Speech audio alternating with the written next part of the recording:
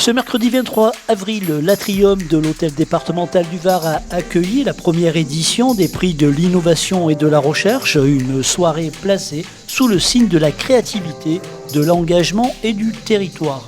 La cérémonie a débuté par les prises de parole des élus départementaux. Laetitia Cuilissi, vice-présidente en charge du numérique, de l'innovation et de la recherche, a présenté le sens de cette première édition. Le département a des talents et il faut les faire connaître, il faut faire connaître leur innovation et aussi créer du lien entre les collectivités comme la nôtre, le département, avec qui on pourrait travailler sur des innovations sociales, environnementales ou technologiques et les aider, peut-être les accompagner à faire mûrir aussi toutes ces innovations. Jean-Louis Masson a rappelé l'importance de soutenir les idées nouvelles et les acteurs du changement. Le préfet du Var a lui aussi pris la parole. Il a souligné l'importance de l'intelligence collective et de la dimension humaine dans toute démarche d'innovation.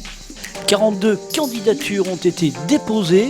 Lors de cette cérémonie, le jury a dévoilé les lauréats selon plusieurs critères: innovation, impact, faisabilité, qualité scientifique et reproductibilité.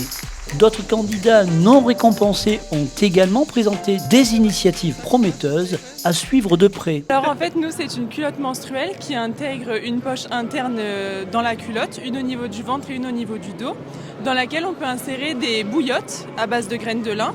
Elles peuvent être soit refroidies, soit chauffées en fonction du besoin de chaque femme. Il faut savoir que les médecins préconisent le froid plutôt que le chaud pour éviter les brûlures à l'intérieur du corps. Et beaucoup de femmes ne sont pas encore au courant de cette solution et c'est pour ça qu'on a également donc choisi les graines de lin aujourd'hui. Le département du Var affirme sa volonté d'accompagner durablement les porteurs d'innovation. Cette première édition ouvre la voie à de nouvelles synergies entre institutions, chercheurs, associations et citoyens.